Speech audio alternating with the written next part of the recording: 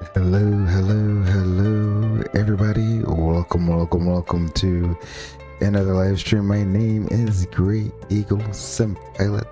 I'm a real world A320 captain, bringing my love for aviation, flight simulation together for all you wonderful people out there. How's everyone doing this morning, this afternoon, this evening, wherever you are in the world? Welcome to another live stream. Glad to have you here in the Eagle's Nest this evening. We have Eddie. How are you doing? He says, good evening, Great Eagle. How are you doing out there, Eddie? We have Cyber Kerbal out there. How are you doing? Welcome. Glad you're able to make it out to another live stream. Possibly the only one for the week. We'll see how my day goes tomorrow, because Saturday I do have to go back into the office, get to making the donuts, moving people all over the country. You know how that is. So depending on how my day goes tomorrow, maybe an afternoon stream, we'll see. So if I do stream tomorrow, I expect the stream to be a little bit earlier than it usually is. Doing good. That is very nice to hear there, Cyber. That's very nice to hear. It's been an interesting week or so while I've been unable to stream. Well, first due to the sim constantly crashing, which it kind of still is doing that thing where it's like constantly crashing.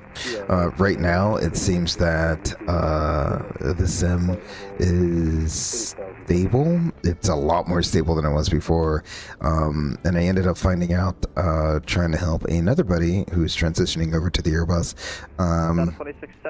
that you know, we haven't flown the Airbus in a while, and as soon as I crank up the Phoenix A320, it was like instantly crashing to the desktop.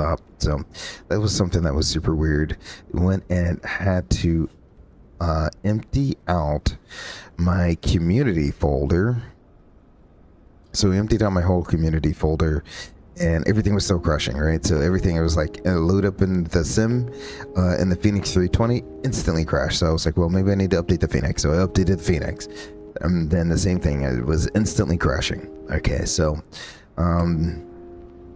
at that point, the only thing I had in the community folder was like a handful of utilities.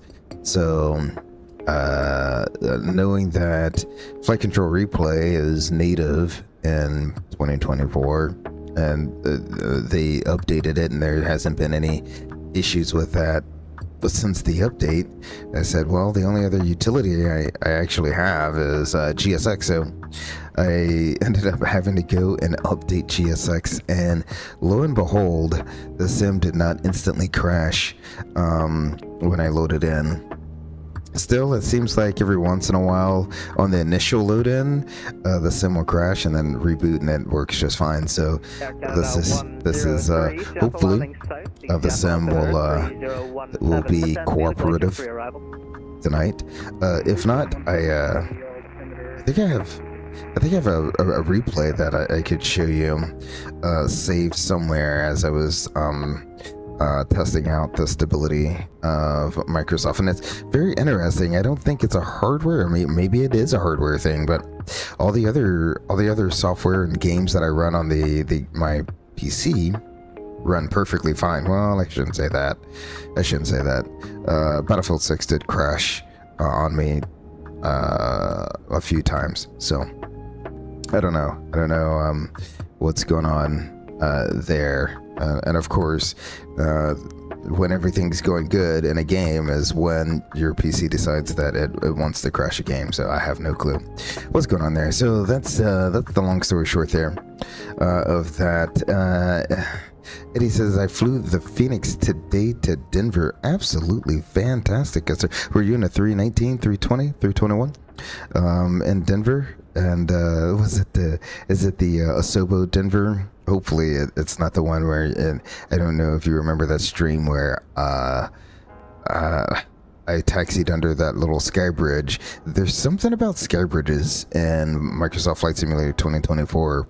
The simulator does not like them. It treats it as a elevation change versus just a visual, the like bridge above your airplane. It treats it the whole area as an elevation change, and it just messes up with you're assuming the A320. You say good here, getting ready for the storm that's coming. Oh man, I'm pretty sure it's like the whole East Coast is like bracing for the storm of the decade, or whatever it is. I've already had plenty of winter flying this last trip.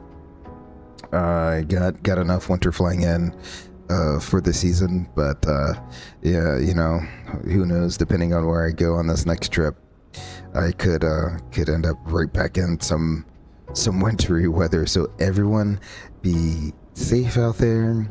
If your area is forecasted to get a decent amount of snow or ice or wintry mix or some combination thereof, just get all the supplies you need right now and stay inside for a day or so.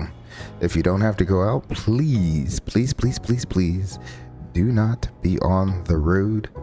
They're going to be very slippery. And the most dangerous thing out there is black ice, because obviously you can't see it until you're sliding on it. So everyone, just be absolutely safe out there. Without any further ado, we'll be hopping right back into the 737. This is our month of PMDG 737 flying, as it's been a long time since I've actually had the opportunity to fly and enjoy the 737. I don't know if you all know this. I don't think I ever said it. The last time I flew a 737 in the sim would have been a PMDG, obviously the PMDG 737 and FSX. That's how long ago it's been since I've flown a 737. So that's why, you know, I'm getting all the 737 flying. I'm gonna just you know, be sick and tired of flying a 737 by the end of this month, but I absolutely am loving every minute of it. So without further ado, let's go ahead and hop on to the flight deck here. We do have ATC online. I can barely hear him. I don't know if he's covering this area or not. So we will see. Okay, no, that was the Delta. Okay, so let's go ahead and hop on to the flight deck. I am going to try to do this without my crutch of an aid here. So we're gonna roll right on through this. It should be a lot quicker. Especially without the crutch of my aid, me having to reference that back and forth. All right, we'll start up top. The left and right IRSs are in nav. That's good. The service center phone is off. Our engine panel looks good. EECs are on. Crew oxygen looks good. Our passenger oxygen is on normal. Let's go ahead and, or the flight recorder is good. Let's test the airspeed warning. 1 and 2. Install warning 1. There we go, and stall warning 2. There we go. There's one guy I watch on YouTube. His channel Stig Aviation, Stick Shift, he's a real world mechanic out in Los Angeles, and you know, every time he's about to leave the flight deck of a 737, he's always got to hit these buttons. And it gives him just the biggest joy in the world to hit these buttons, because every time right before he hits it, he goes too close for missiles, switching to guns.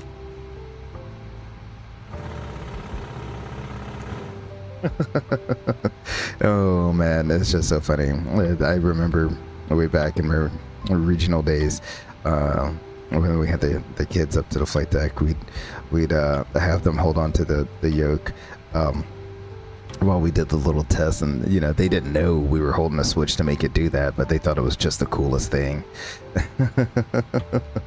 Oh man, Eddie, you say, oh, Stig? Yes sir. Stig is yeah, I love his channel, man. I love just like binge watching his show. His little episodes can get a little long there, you know, 1 to 2 hour episodes, but it's just so much fun watching him do all types of crazy things on airplanes, all the little things that go on behind the scenes to keep an airline running. It is absolutely amazing. And then of course you gotta love when it goes over to the cargo ramp. Cargo never disappoints.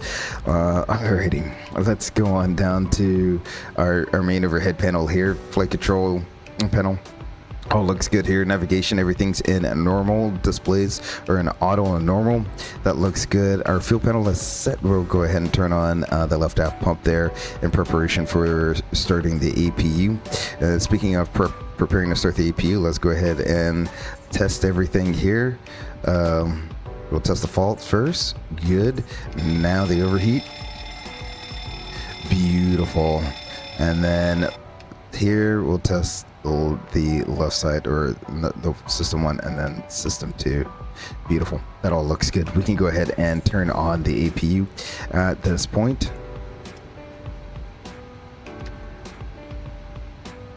Beautiful. We'll get that going. I'll switch this over to APU generator because that just makes sense. The rest of the electrical panel looks good here. Once the APU is up and running, then we'll get that on buses here. Our circuit breaker lights, panel lights, everything is looking good right now. Emergency lights are armed. Chime is off. Seatbelt sign. Go ahead and turn that off because no one's on. I don't know why the seatbelt sign is on when no one's on the airplane, but you know, it is what it is. Everything else is looking good. The wipers are in the park position. The window heat, we'll go ahead and get those turned on. Everything else can remain in the off position. The wing and engine anti-ice can stay off. The engine driven pumps are on. The electric pumps are off. That all looks good. Our doors page, that looks good for now. I guess once we start boarding, the cargo door lights will probably light up, and we'll just go ahead and hold our CVR till we get the green light. Beautiful. Everything else there looks good. Coming on up to the air conditioning panel, everything looks good. We'll go ahead and put the isolation valve in auto. Beautiful. APU looks like it's available. We'll go ahead and get that on bus. We'll wait just a little bit longer before we get the bleed air going on that. Today we are going to be cruising at 35,000 feet, and Boise is at an elevation of 2872, so we'll round that up to 2,900 feet. So 35 and 2,900 feet. There we go.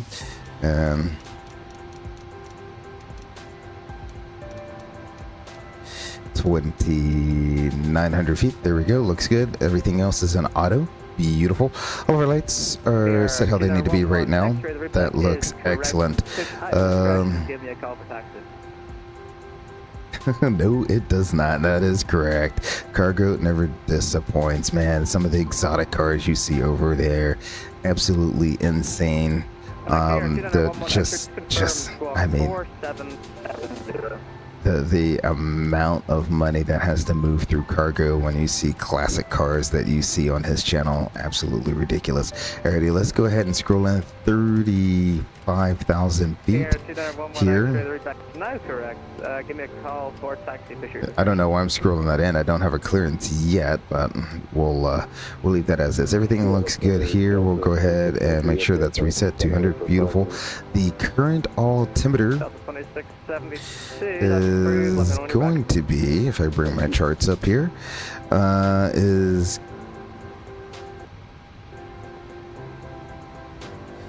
weather. The altimeter is 3020. Beautiful. So we'll go ahead and set that in there. Ooh, too much, too quickly.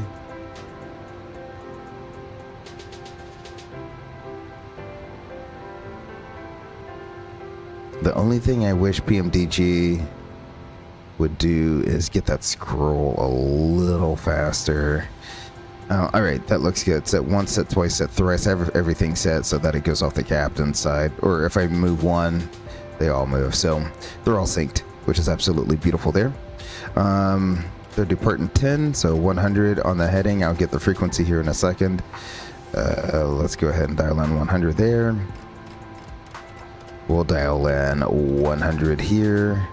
And let's go ahead and let's see what the frequency is for. I'll call it 10 right out of here. 110.5 and 103. So, and 110.5. Move that up. Beautiful. Oh, that's already in there. Okay, interesting. Well, now I have it in there 4 times. Beautiful. We get the flight directors on. Auto thrusts, or auto throttles, not auto thrusts. This auto throttles can go on, and then we'll pre-select 100 in here just to sync that heading, or 103. Is it? There we go. Beautiful. And we'll start at 140. That's going to get me close to our V speeds here. So we'll do 140. That's all kind of set there. Beautiful. Coming on down here, everything should be in the norm on this panel. Clock looks correct. Nozzle steering is guarded. Our displays look correct here. All of these lights are extinguished. We can test system 1 and then system 2. Beautiful. And then of course we can test all of our lights here. Excellent. That all looks good. Coming on over to our little panel down here. Let's go ahead and reset that. Leave it on rate. Oil quantity looks good. And a hydraulic quantity looks good. We'll go ahead and blank that display out. Our anti-skid can go to RTO. That light's extinguished. All of these lights are extinguished. Flaps are up. Gear is down with 3 green lights. Our brake pressure is looking pretty good right now. On the first officer side, we can do the same things. System 1 and System 2, all of these lights extinguished. Our DUs are in the norm position. They look to be in the correct position. The clock is correct. Nothing on the heads-up guidance warning system there. We can go ahead and test our chip whiz if we'd like. They're coming on down to wrong button. Decenter. Pedestal here. Speed brakes are disarmed or in the stoop position. We're in forward idle. Flaps are up. Parker brake is set. The I don't know what these are called. The engine the cut. I don't know. They're in cutoff. That's what they're in. That's where it should be. Step trim is in normal and guarded. Radios are set. Airless, our VOR nav is set. So radios, nav are all set. Coming up here, aileron trim is 0. Rudder trim is 0.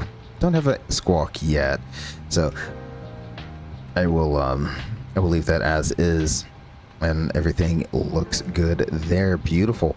Let's go ahead and go up here. We'll get GSX going. We'll get GSX going. Beautiful. I'm gonna slide you over here. I like you better over here. So let's request boarding. Beautiful. I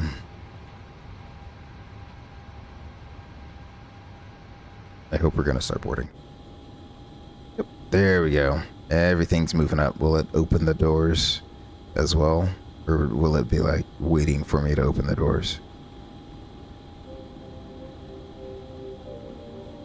You know what? I'll just open them. How about that? So let's go here. We can open the door management, and so aft cargo, forward cargo, we will open those. Our forward entry is already open. Beautiful. I need to go here to our electronic flight plan, bring in sim brief. Beautiful. Performance tool will be the next one. 10 right, and I will hold that.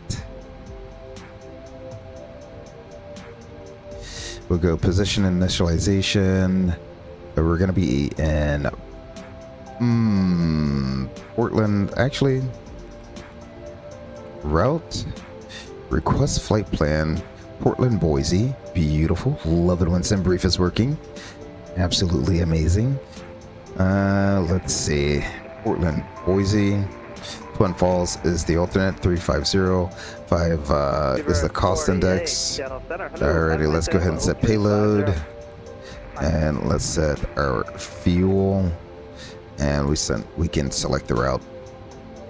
Let that go ahead and import.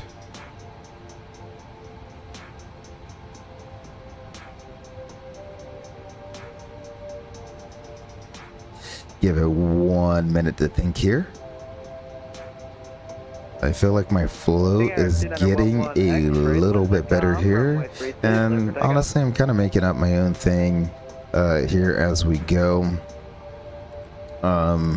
Again, you kind of have to make up your own thing, because you're a single pilot in a simulator, right? So you can never do each seat's flow. You can't just do the captain's flow and then do the first officer's flow. It'll never work. All right, so route data uplink, we'll go ahead and activate and execute that. Let's go ahead and see if we can get a clearance right now. Approach 125.6.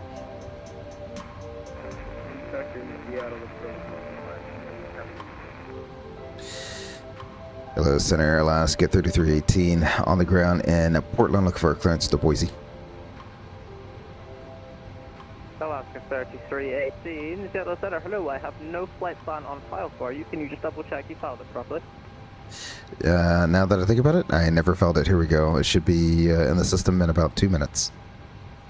Alrighty, well that explains that. I forgot to actually file the flight plan, so let's go ahead and do that. We will file that on VetSim, sign in. Beautiful. There we go. It's on file.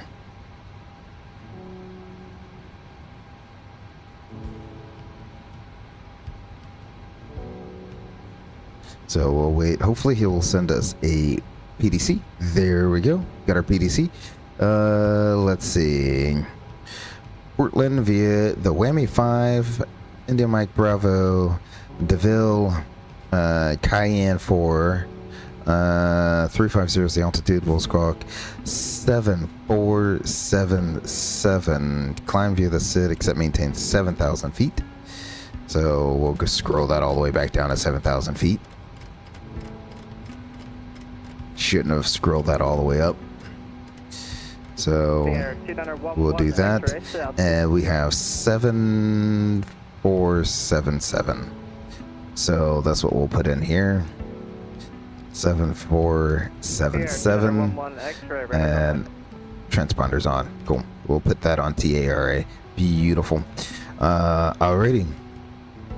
Now with a clearance in hand, let's go ahead and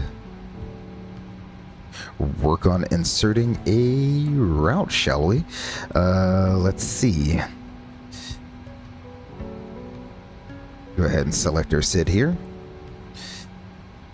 The only downside with sim update for the tablet not working all the way is when I click on charts, it takes me out of the simulator, which is okay. Alrighty, so when I click on the simulator, it clicks me out of charts. So either or. Let's see. Did he say which runway to expect? Nope. He did not say which runway to expect. I'll ask for 10 right, because that's the one I want to do. We'll be on the Whammy 5. We'll go all the way out to Kimberly. There, we'll go ahead and execute that. And then for the arrival, we'll expect the ILS Yankee 10 right. Jimmy transition. There's Jimmy and DeVille for the Cayenne 4. Alright, so Cayenne 4, DeVille, beautiful. We'll execute that. Let's go ahead and validate. Oh, nope, I didn't want to see that on the map. We got the little inset here. We can go here, plan, legs, and we can step right on through it. So we'll continue on runway heading to intercept a course to River, and then from River we can go to Kosug, and then Hattis, whammy at or above 10,000 feet. And then we got Kimberly. From Kimberly, direct to DeVille. That's going to be at or above 16,000 feet. That looks good. Then we got Mailer at or above 10,000 feet. Cheyenne's going to be at or above 8,000 feet, 250 knots. That looks good. And then Jimmy's at 6,000, at or above 6,000 feet, 210 knots. That also looks good. And from Jimmy, we have Ilubi at 4,400 feet. That looks good there. And the only pitch fix Sitsi or Site C is going to be 4,100 at or above 4,100 feet. So that looks good there. And then the hold is going to be at Canik. So that all looks good. The whole route has been verified. Let's go back to route here, and then we can do performance initialization. We can go ahead and request that data.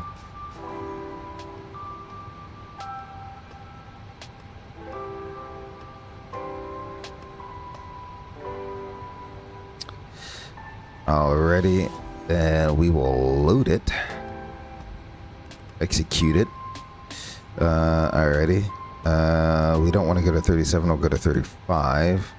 We'll execute that. Zero fuel weight reserves, that's fine. We'll just kind of leave everything as it is. Alrighty. So let's go ahead and go here. We'll import this from aircraft, and air conditioning is on, anti-ice should be off. Well, let's go ahead and put that on. Well, what's the weather doing in Portland? Light rain. So we'll do engines. Beautiful. Everything else looks good there. We'll import the weather. Beautiful. We'll calculate that out. Flaps 5, TO2, and 62. So let's go ahead and plan on doing that. We'll go N1 limit. We'll go TO2, 62. That's going to give us 84.4%, 84.4. Beautiful. We're looking at trim value of 5.3%. That's 24.8. So next page, we're going to do flaps 5, 24.8. This is a trim of 5.3%. 146, 147, 148, 146, 147, 148. Beautiful. So we'll go ahead and verify those. 158 is going to be our V2 speed there. V2 plus 10. Everything is looking good. Beautiful. Let's go ahead and put you back in map mode there. Go outside. Looks like, oh, it definitely looks like they are all done boarding up on the outside, and we're probably all done boarding up on the inside too. The other thing I did notice with the update to GSX, my audio's back. I don't know what GSX, I don't know what you're doing in your updates to, something's always broken in an update somewhere. It's like hidden somewhere over the rainbow is like a weird broken thing in the update. So the last update you guys did, I didn't have any audio, and now the update's back and I have GSX audio. So it is what it is. It looks like we're probably done boarding there. So we will go ahead and close that. We get the air going on the APU, and we will ask our Ghost FO if he's ready for a briefing. Yep, excellent. Threats, well, we definitely have terrain out there, and we have some rain coming down. And also, I kind of wanted a good sunset here. Man, the sun is setting quicker than I wanted it to. Let's about right there. That's kind of what I'm wanting. Yeah, let's do that. I kind of want a nice little like sunset departure, sunset arrival, something like that. Into Boise. Beautiful. So yeah, we're mitigating that threat of terrain by putting terrain on our ND here. We'll have the engine anti-ice on for departure. We have the takeoff data for that, so that is good. We'll plan on pushing back and starting both engines. No need to de-ice. The temperature is above freezing, so we are fine there. It's just some rain showers coming down. we will taxi to runway 10 right. Pretty straightforward. Probably Tango and Bravo. Tango Echo 3 and Bravo. We need to cross runway 21 to get down there. Plan on a flaps 5 TO2 takeoff. Standard reject considerations in the event of an engine failure. Let's see, what do we have here? Yeah, gotta draw that out a little bit. We'll continue straight ahead for hump out 5 miles. Then we'll make a left 180-degree turn back down the valley. That should keep us away from this terrain here. So that's what we'll do in the event of an engine failure. Otherwise, we'll continue out on the SID. 7,000 feet is the top altitude. Departure frequency is the center 135.45, and we're squawking 7477. Does our Ghost FO have anything to add there? Pirate's discretion. How are you doing? Don't push back yet. I'm looking for the tray table. Oh yeah, our Ghost FO is looking for the tray table. You'll find your tray table. I got you. There's your tray table right there. It's all the way in first class. See your tray table? It's actually quite a lovely tray table. It's nice and square, folds down, folds up. Even has safety instructions right below it, and operating instructions on how to operate the tray table. Absolutely fantastic. How are you doing this afternoon, this evening, Pirate's Discretion? Glad to have you here in the Eagle's Nest. Welcome. Hopefully you're having a fantastic evening, and it's been a while since we've talked about it, but how's your flight training going? Hopefully you're moving along there in your flight training. So, already, I think our briefing is all done. So let's go ahead. What we'll do is we'll get you on.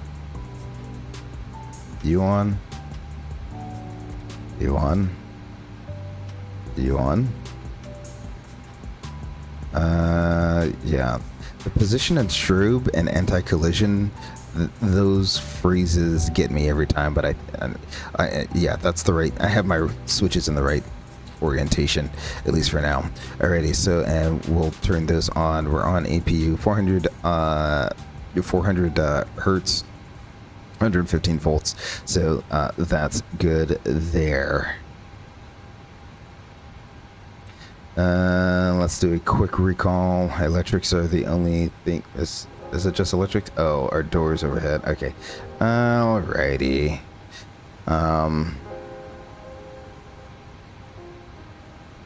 I think I have everything set up. Let's go ahead and hit that before start checklist. Parking brake is set, oxygen checked, navigation transfer and display switches normal and auto. Window heat on, pressurization auto and set. Terrain display selected, MCP set.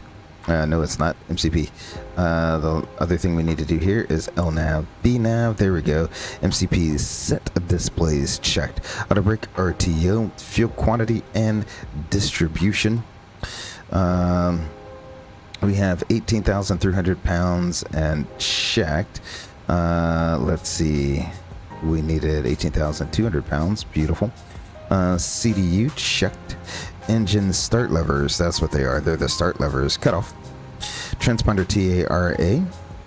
Aileron and rudder trim 00. Departure briefing completed. Fasten seatbelts on. APU on buses. Fuel panel set. Flight forms and AML on board accepted. We're in aircraft 516. PEDs are off. The 4-star checklist is to the line. Excellent. And I think we're good to go below the line as well.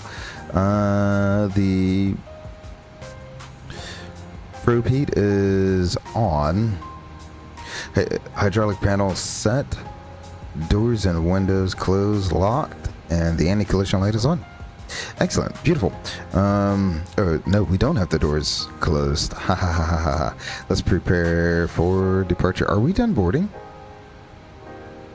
Boarding completed. Prepare for pushback and departure.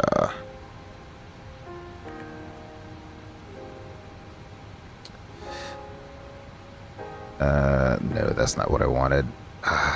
It's so annoying going into... We'll close all doors. Closing. Beautiful. Then we'll arm all. Are my vehicles leaving?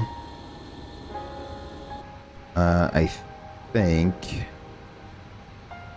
I need to go to ground connections and ground power. We can release that. Nope. Don't need this. Locking gear. Okay. So it's the ground power. It won't do anything with the ground power connected. So did it remove the chocks for me? I think it removed the chocks for me. It might remove them. Anyone who is curious, this is just FSLTL traffic. This is not all real VATSIM traffic. I'm just trying something new. I am just stress testing the PC to see if it can handle FSLTL traffic, VATSIM traffic, and the PMDG will probably push nose to the left. So transition. It doesn't say when to contact him. Oh, tower is on. Wow. Okay. We'll go ahead and contact tower 12377. So let's go ahead and do that because reasons. Hello, Tower Alaska 3318 at Charlie 3, ready for push and start. 3318 Portland Tower, good evening, pushback on the Tango approved southeast. Ready to push back on Tango approve. Tail to the east for Alaska 3318. So tail east, I don't know. Ooh, let's go all the way back to the beginning. Let's put you on, I like putting you on ducks. Pick off. There we go. Beautiful. So tail east is nose left. Continue pushback. No. Nose left. Beautiful.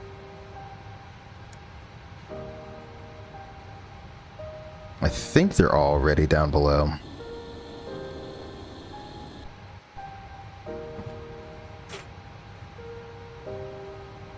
Brakes are released. Let's go ahead. Remove chocks.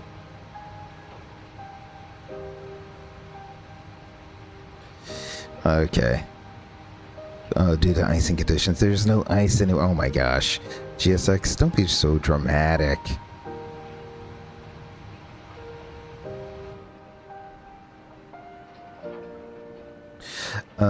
Let's see. Pirate's discretion says, moving along swell.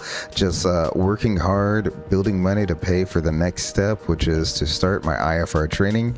Weather has been beating Houston up lately, so haven't been able to rent lately, but that is okay. That is absolutely fantastic that you're getting ready to start your IFR training here soon. Then weather won't be an issue then, simply because even on cloudy days you can still just get up and go. So that's one of the good things about having your IFR certification. But yeah, I understand what you're saying there. Working hard, scraping together that change just to get the next flight hour in, man. Excellent. I'm glad to hear things are progressing quite well with you there, Pirate's discretion. Absolutely fantastic. I myself doing well, have done enough de-icing for a lifetime here in the last week, so you know it seems like everywhere we go is another snowstorm. It is what it is. Alrighty. It looks like they're gonna finish pushing us back here. What we'll do is we'll pause our ground music. I'll come back to the flight deck. We'll set our parking brake. Beautiful.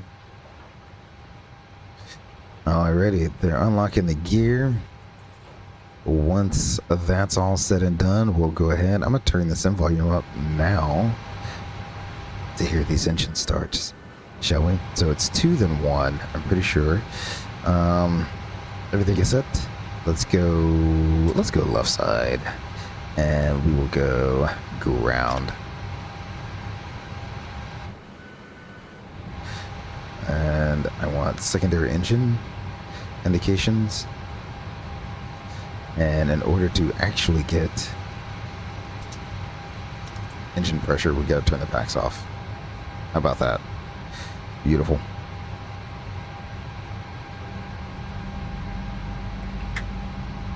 Oops, added that way too early.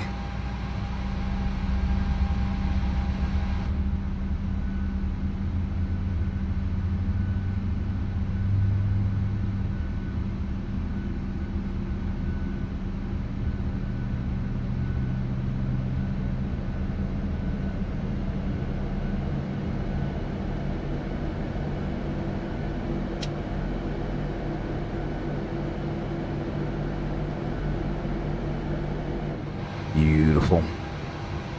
There we go. Little pin out in front. We have a salute. Let's go ahead and start. It's so hard because you got to go up then down. So we'll go on the number 1, go down. This time I'll wait until at least the 20%. That kind of reminds me, I had a, what is this? What is that? Nope, that's not what I wanted. What is that? I just noticed that. Anyone know what this is? It's a clickable spot. It's a clickable spot, so I don't know what that's all about.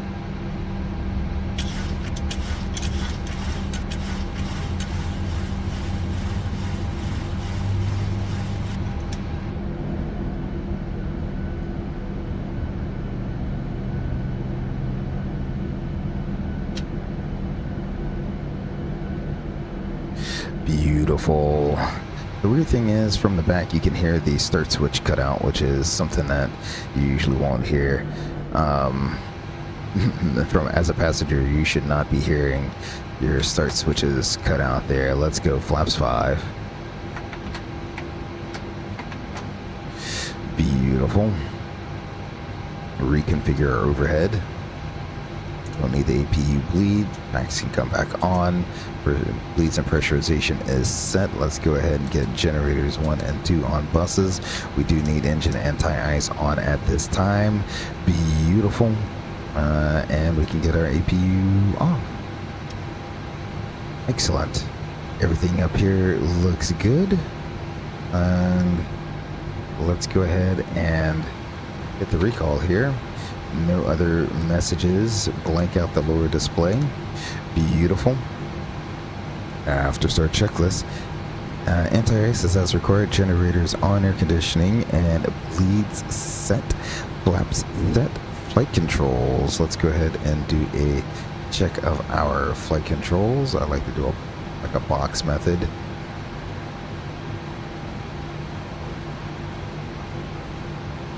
There we go. Checked, and the recall is checked. After start checklist is complete. Hello, Tower. Alaska 3318, ready for taxi. We're ready. We have 10 right set for departure. 18, runway 10 right, taxi at Tango, Echo 3, Echo Bravo, cross runway 21. That's going to be Tango, Echo 3, Echo Bravo, cross runway 21 for runway 108, Alaska 3318. Beautiful. Just as we briefed, we'll go straight ahead. We'll zig and zag onto Echo, onto Bravo there, and then take that all the way down to the end. Beautiful. Alrighty, let's go ahead and I'll bring the sim volume back down to a more appropriate level first. How about that? Beautiful. We'll release the brakes.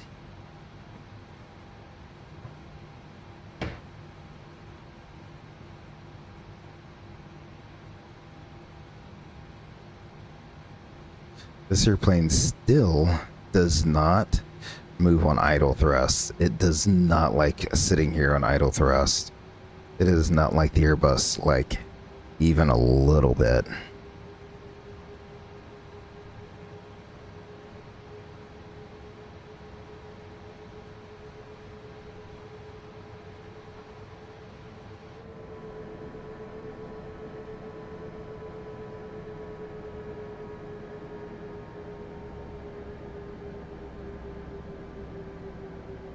That's about right.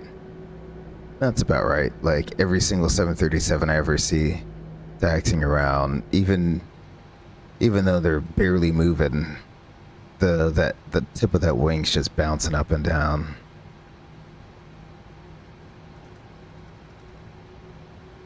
So we'll continue straight ahead here. Echo 3 runs into Echo. We'll just turn a left and then a right, and on Bravo. Cross runway 21 here.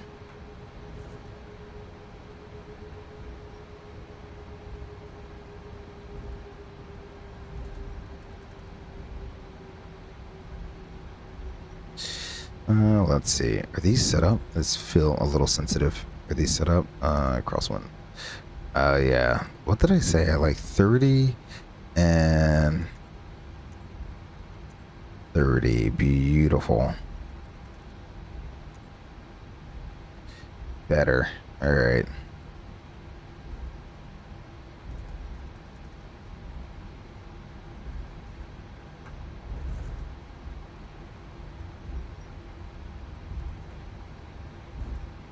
I thought that felt a little too sensitive there.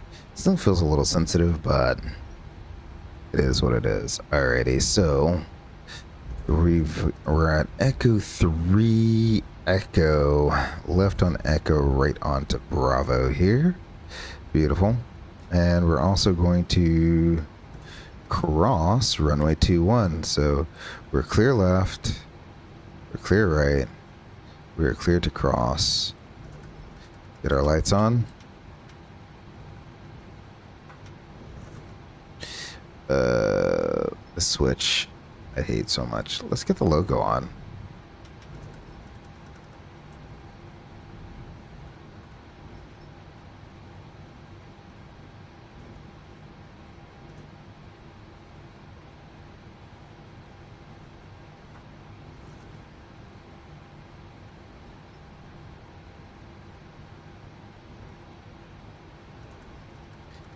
Yeah, this VetSim controller getting online kind of like snuck in underneath me there.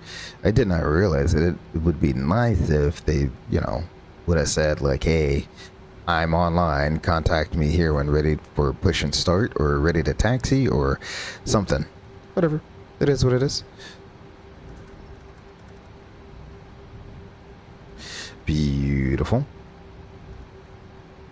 Let's get all our lights back off. That can stay on.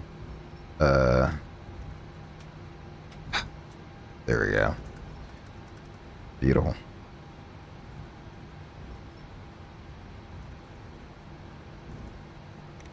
Flight attendants, prepare for takeoff. I don't know. I think that's all that goes. Let's see. Before takeoff checklist. Takeoff data and bugs. Close out received and checked. Flaps. 5. Green light. Stab trim. 5.3 units. Takeoff brief complete. Head set. Generators on. ACN bleeds. Auto unset. To the line. Eddie says, next month I'm going to get the 737-800 for 2024. I have not flown it in a long time. Oh my, sir. If you're like me and you haven't flown the PMDG since the FSX days, you are in for a treat. This airplane is just so much fun to fly. I really do enjoy hand flying it. And I just enjoy getting all the switches and moving all the switches and doing all the things. This airplane definitely makes you configure and reconfigure a lot of things. Airbus is a lot of auto, which is fine. I don't mind things being an auto. I actually love it. It makes it quite easy. I want to turn on an engine, I just hit the thing, the engine turns on. Although on my last trip I did have to do a manual engine start. Maybe when I get back in the Airbus, we will do a manual engine start. Kind of a lengthy procedure in the Airbus, simply because then you start, it's straightforward, but there's a lot of ifs. If this then that, if this then that. And you gotta kind of know what the ifs and ands are before you get to the start procedure, because it's all about when that engine starts turning. Then that's when the ifs and ands kick in. Otherwise, usually, and in our case, everything was normal. So we just took off, or we just started it almost like a normal start, and then the second engine started normally. So below the line, MCP and ND checked, runway 10 right, PA is completed, lights are set. Before takeoff checklist is complete. Alrighty, we will see. Alaska 3318, there we go. wind 100 at 9, runway 10 right, clear for takeoff. 10 right, cleared for takeoff, Alaska 3318. There we go, beautiful. We have our clearance to take off here. Don't want to overshoot this turn here. It almost looks like someone is on. Someone's way out there. Yeah, definitely someone's way out there. That is a real person. All right, cool. So then I want these back on. Beautiful. And then that can come on. Beautiful. And the volume can come up.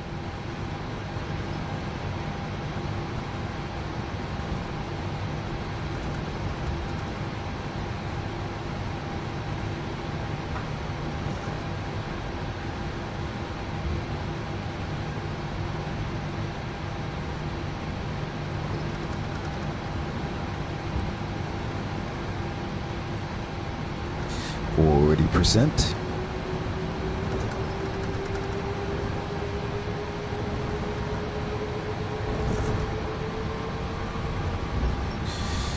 Beautiful.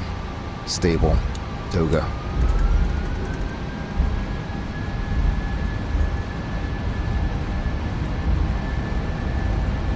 Thrust set.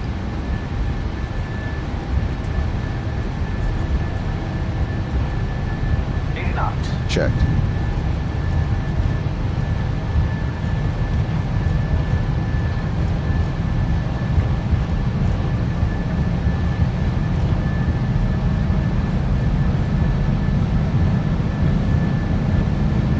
V1 rotate.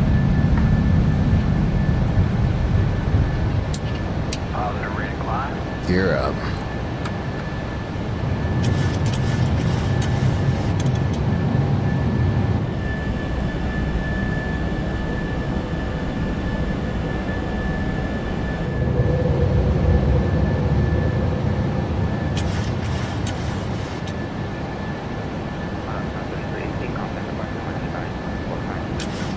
Over to departure, Alaska 3318. Have a great night. Thanks for the ATC.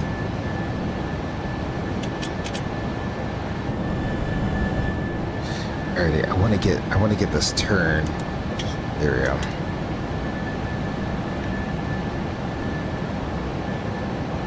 Listen, Alaska 3318, 1,500, climbing 7,000 feet on the whammy for departure.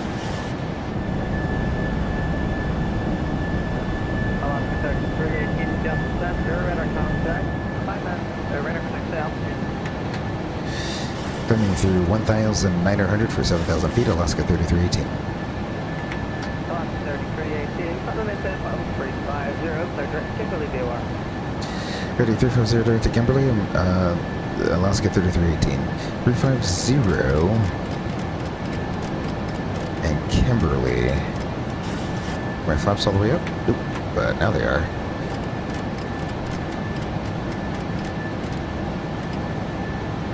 Beautiful. There's 350. We'll go direct to Kimberly. And we will insert that. Beautiful. RTO. And off. And I will stow you. Let's get this turn out of here. Absolutely beautiful. This is what I love about the Alaska livery. It's like the way they incorporate that the mountains into their livery just looks absolutely beautiful.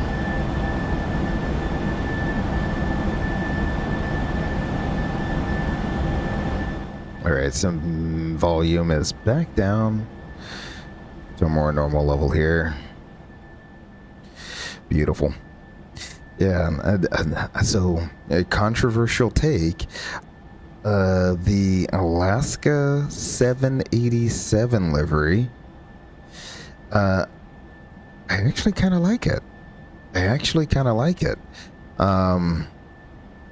It's one of those liveries that, you know, I don't like the 727 Kilo Foxtrot.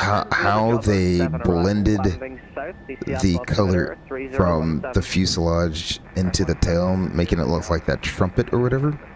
However, I do like the Aurora Borealis. It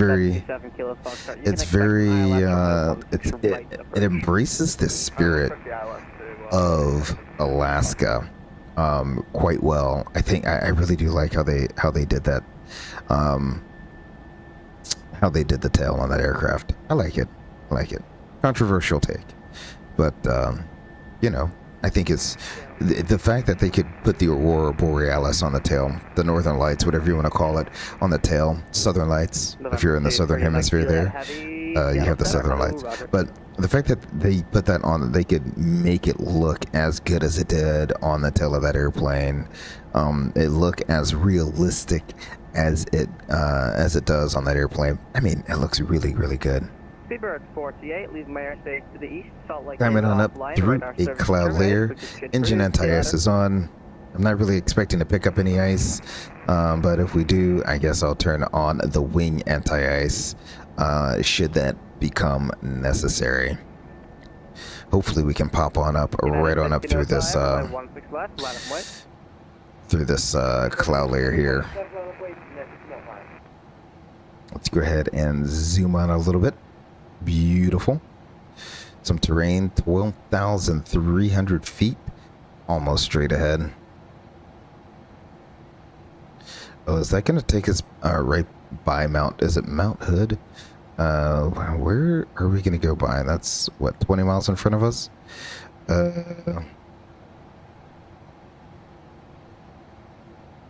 Nope. There we go. And I don't need you overlaid. Mount Hood. That's going to take us right by Mount Hood. That's what this little dot right here represents. Mount Hood. It's slowly disappearing, but it's there. It's oh so there. Oh, can't see it anymore, but that's what that little dot represents. Mount Hood. We're going to fly right by it. Hopefully we are on top of the clouds by then, so we can get a nice view as we fly on by. In fact, the tops might be in the clouds, so we might not even get to see it.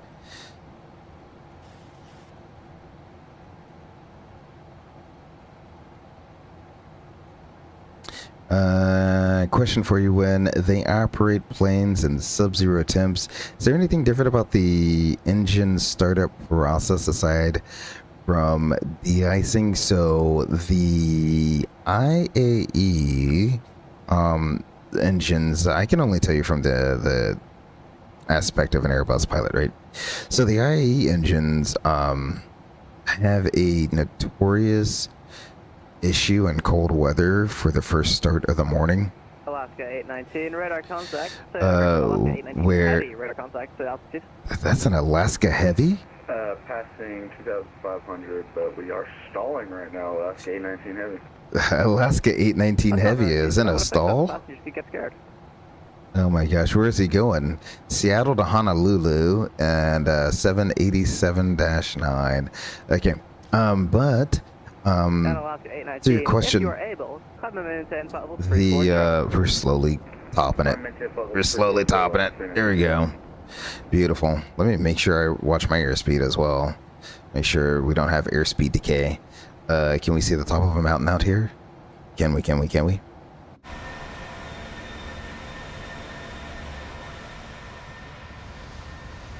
No. Silly clouds are messing with it. Oh, there it is. You can kind of see it right there. Beautiful. Absolutely beautiful. Look at there, chat. We got Mount Hood just poking up just barely above the clouds. Oh my goodness, chat. Absolutely beautiful.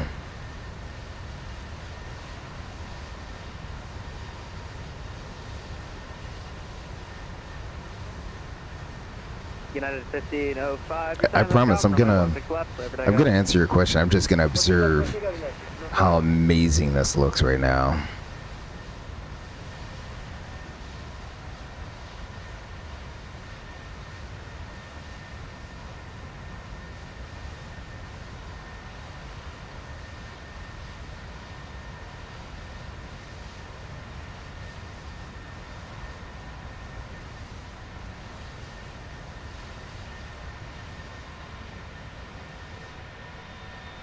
November 23, Mike Juliet Heavy, or my 1 left, line up and wait. Copy, line up and wait.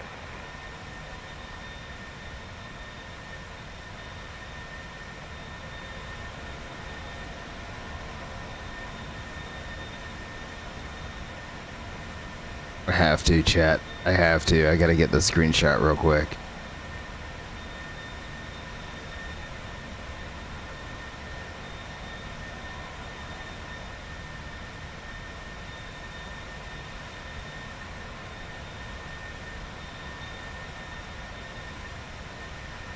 United 1505, radar contact. Alrighty, what's our altitude? Let's go transition standards at once, twice, and thrice. All of our lights up here can United come 1505, roger.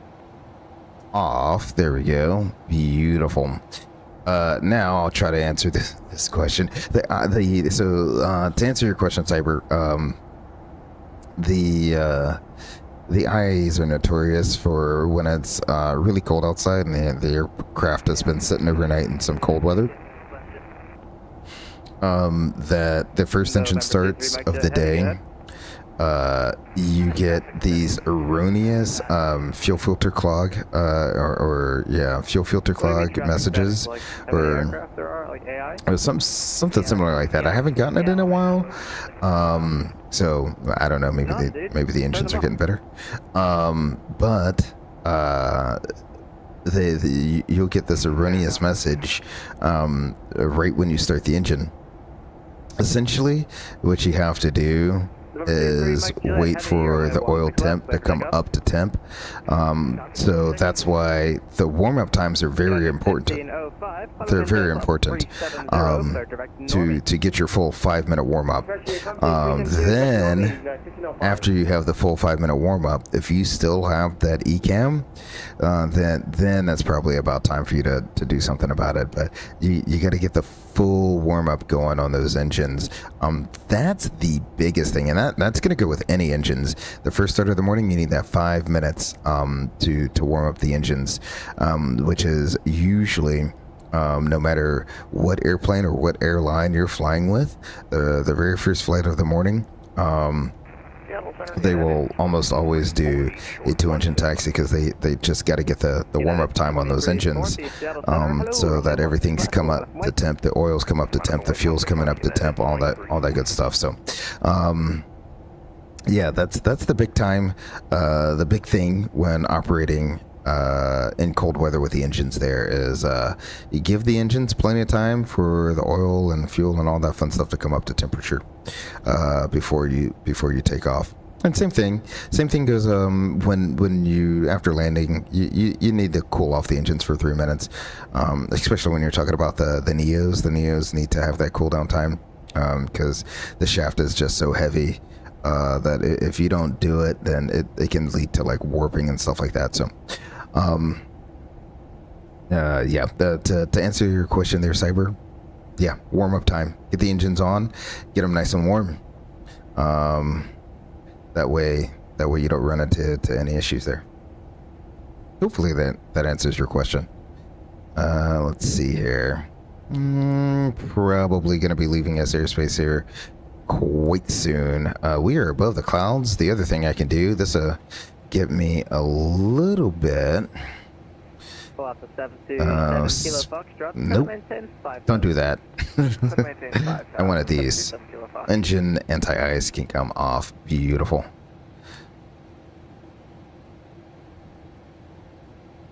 Just over here flipping switches for no reason, man. Absolutely no reason.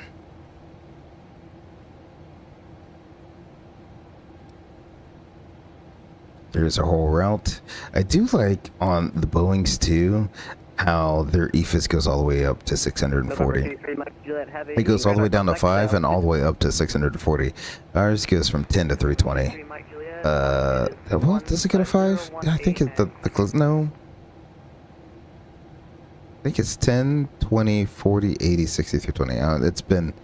I don't think we have a 5-mile range. No, we have a 5-mile range. We do. We have a 5-mile range. So it's 5, 10, 20, 40, 80, 160, 320. I wish we had the 640. Simply because sometimes, not all the time, but sometimes you get cleared all the way across the country. And when that happens, you're like, you can't see where that fix is. The only way to really see it is if you get a plan and then move that fix up in your flight plan to actually know if that's the waypoint you're going to go direct to. Let's see. We're going to have a short time in cruise. This is a fairly short flight. I did pick it. I don't know why I chose this flight. I think I just wanted something in the Pacific Northwest, but I didn't want to go out of Seattle. And I didn't want to go out of San Francisco, and I didn't want something that was going to be crazy long. I think the other option, I have like a FlightSim.to Redmond scenery, and I think I was going to do like Redmond to San Francisco or something like that. But you know, I think I got online and saw that Alaska, it's not on a 737, it's on their Embraer, but Alaska does this route in real life. So I said, why not? Let's go ahead and do this. Thank you. When the engines are warming up, are they supposed to stay at idle, or can you apply some throttle? Yeah, you can apply a little bit of throttle. But you should not be at. You should not. I'm gonna go ahead and request this forecast winds here. You shouldn't. Spool them up to take off thrust until you get your warm-up time of 5 minutes. So yeah, you can, because normally when you're taxiing around, you're not going to be taxiing around with that much thrust. Usually, let me go ahead and match where the throttles are. Beautiful. Usually your engines, you shouldn't need more than 30% in one to get the aircraft moving and moving at a good clip. So you don't want to be going above 60, 70, and you definitely don't want to set takeoff thrust until your engines are nice and warmed up. So if I put my engine indications up on here, you'll see one of the indications that we have, the throttles are kind of blocking it, but I'll try to show it the best I can. One of the engine indications we have is oil temp. So you can see 76 degrees is the oil temp. They're both even right now, which is fantastic. So yeah, a lot of times if the oil temp is too low, at least in the Airbus, they'll be in the amber range. But once that temp comes on up, then it'll come back into the green band. There's no green band, so white band, whatever it is. So you want to make sure the engine oil and the engines are sufficiently warm before you start applying takeoff power. So, because once you do that, you're going to be applying a lot of heat at one time through that engine. So you want to make sure it's warmed up and prepared to take all that heat. Just like you don't want to, so like, I don't know, where in the world you live, but it's kind of a known thing, right? If you live far north, right, and you park your car outside and it rains and or sleets overnight, and you come out and you have ice all over your windshield, you don't apply boiling water to your windshield, to the ice, because it will crack your windshield. That's why you want to slowly warm everything up. The metal inside those engines are the same way. You just don't want to go from a cold engine to insanely high temps all within just a minute or two, or a few minutes. You want to give the engine some time and all the metal some time to warm up before all that heat is applied to the engine. So that's the concept there. Let's see. We're we're about to level off here. Ooh, we're still requesting descent ones. Did I request them already? Let's request them. I thought I requested them already. Do we have to be in the descent phase to request the winds? So, they're requested. I'm trying to get them so I don't have to do a bunch of stuff all at once. There we go. We'll load the forecast winds there. Unable 250 knots again. Okay, got it. Okay, beautiful. All of that is requested. Let's go ahead. I like doing flaps 40. We'll go ahead and do flaps 40. Boom. The frequency is going to be 111.1 and 102. Beautiful. 102. 102. And 111.1.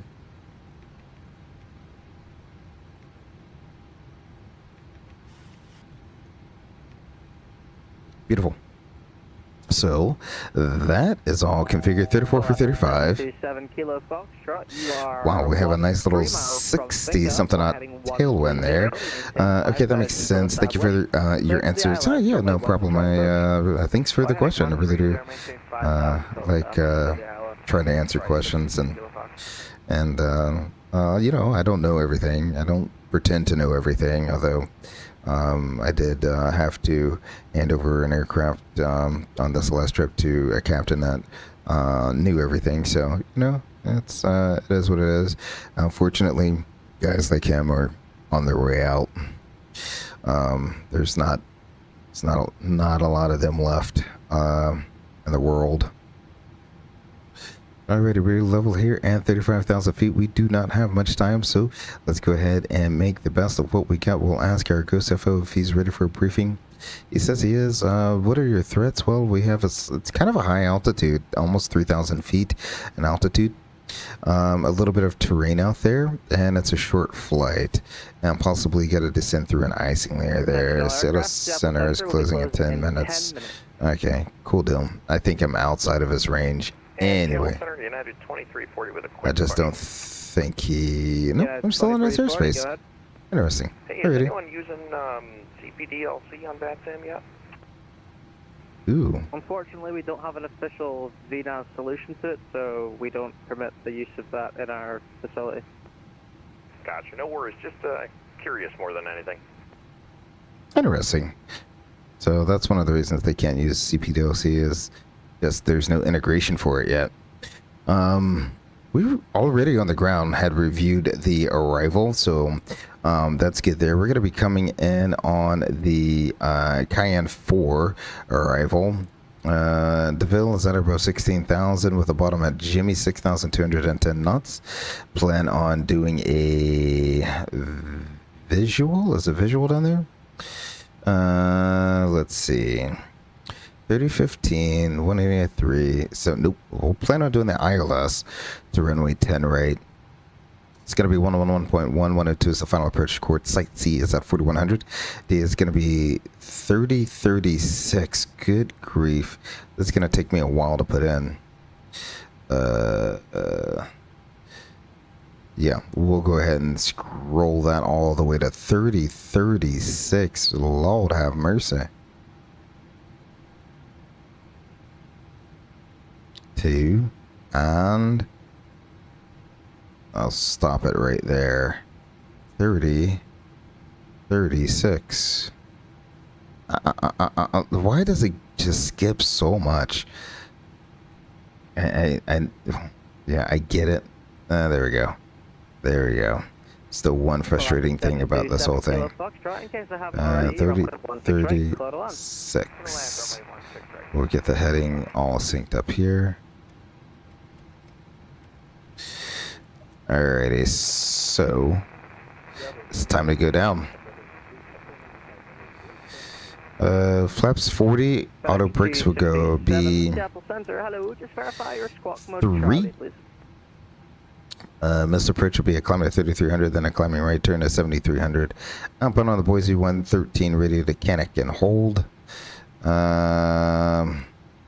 There's a Bassy on the left with ALSF2 lighting and plan a left-hand turn off on like Delta or Charlie, something like that.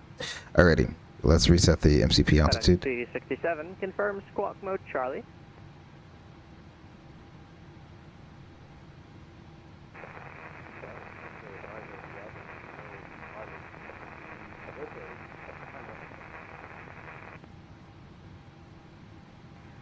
Alaska 3318, leaving my airspace to the east. Salt Lake is offline, unfortunately, so radar services are terminated. Frequency change approved. Catch you later.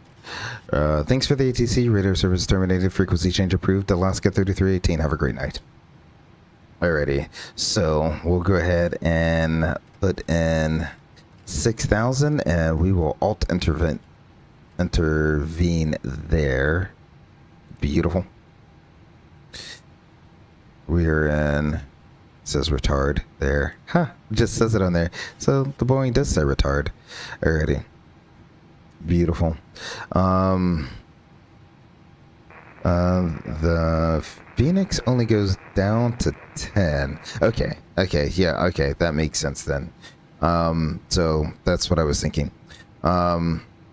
I was very unsure. I remember on my last trip looking at that and thinking that I wish we had more options like the Boeing has on there. So yeah, we have 10, 20, 40, 80, 60, 160, and then 320. So the Boeing has 2 more selectable options. I wish we had a 5 and a 640.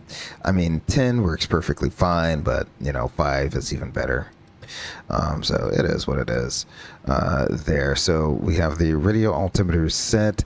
Our landing pressurization is set. I wonder. Oh, you can pre-select it. Ooh. Okay. Okay. I don't need you. What I do need is 3015. That's what I said. Okay, 3015. So I didn't realize you can set it in there. Okay, so we'll do that, and then I guess when you press standard, will that go in? I don't know. Alrighty, so that'll be in there. Beautiful.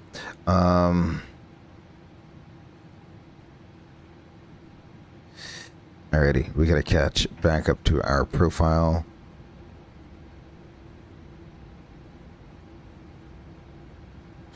So speed brakes are fully out.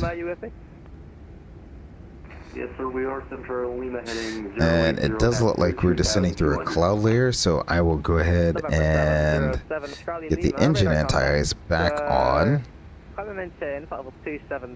So we're 400 something feet high.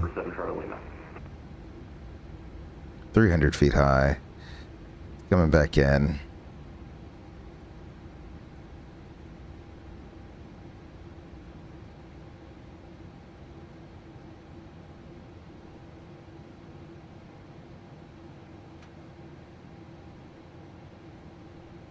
Beautiful.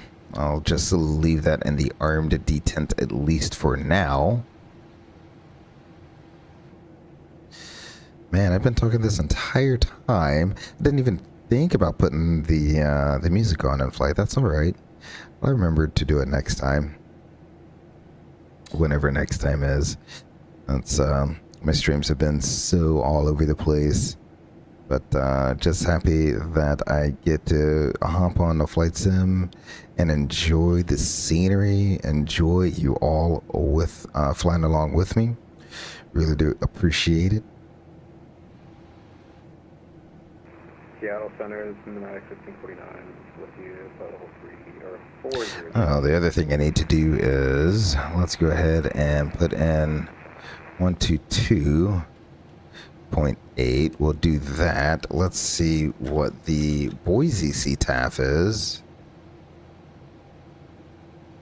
18.1. So let's go ahead and do that.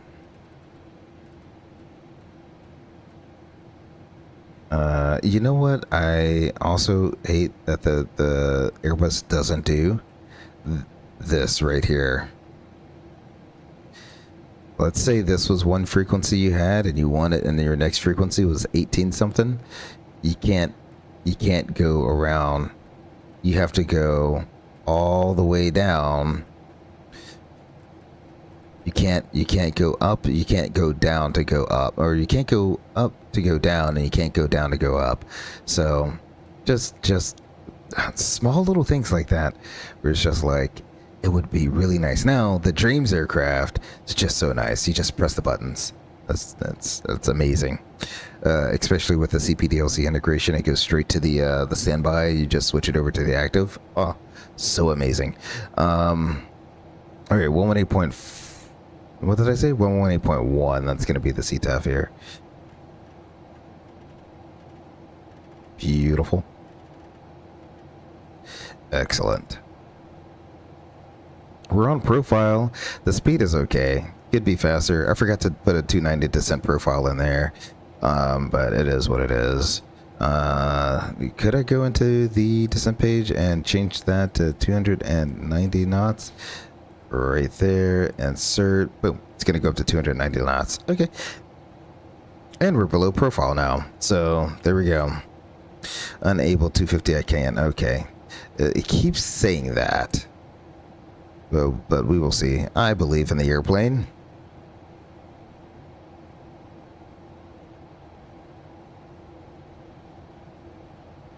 I'm keeping my...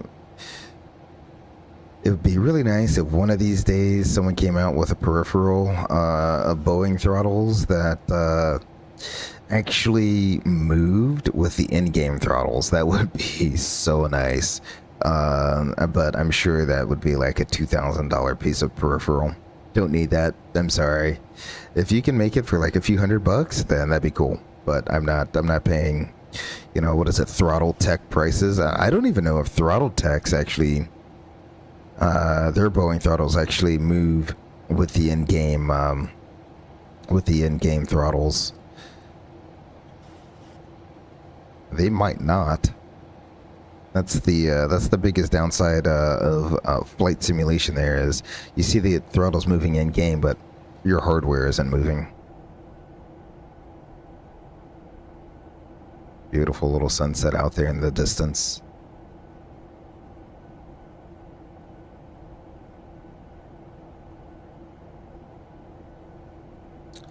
Let's see, no one else out in front, no one else going to Boise.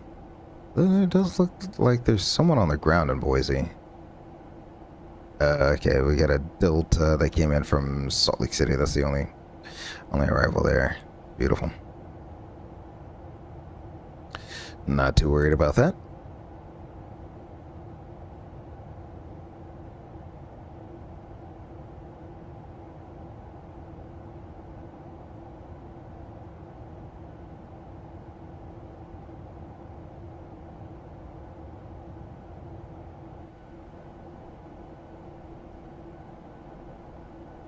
Next, I'm gonna have to do a longer stream than one of the other streams I do, just to talk about the St. Thomas overnight I had a few nights or a few weeks ago. It's like, wow, man, time is flying. A few weeks ago that happened.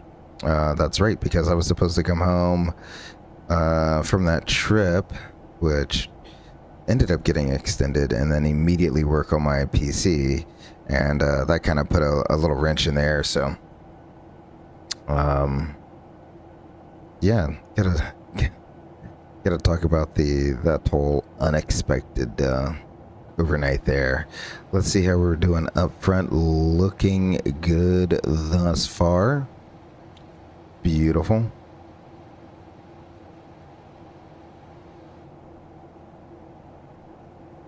You know what? I got the time now. Why not? It's not too terribly long of a story. So, last day of the trip going through St. Thomas, and we're all boarded. We're ready to go, ready to push back, ready to get on out of there. And there was a 757 that landed, and on the taxi, and they were just waiting for their gate to open up. And I guess while they were waiting for their gate to open up, they saw that either they got like an ICAS message or something like that, that they have low hydraulic quantity. So you hear them come over the radio, hey, we can't move, we lost our hydraulic fluid. Like, oh my goodness gracious. So they run their checklist and then come back and say they need to be towed to the gate. So obviously once their gate freed up, the tow team had to come out, hook up to them, and pull them into the gate. Well, that took about 30 to 45 minutes, right? Well, once they start moving, another aircraft starts pushing back, and they noticed that there's a ton of hydraulic fluid on the ramp, and because it happened right behind us, it had to be all cleaned up. So, I think it was the fire department. I'm pretty sure the fire department came out and took a fire hose and just blasted all the hydraulic fluid into the grass. I'm pretty sure that's what happened. I'm like 99% sure that's what was going on. So that took them another 45-ish minutes or so. And now we're looking at timing out, right? So I'm talking to the dispatch, letting them know, like, hey, we're about to hit our duty day limit. Like, if we can't get out of here soon.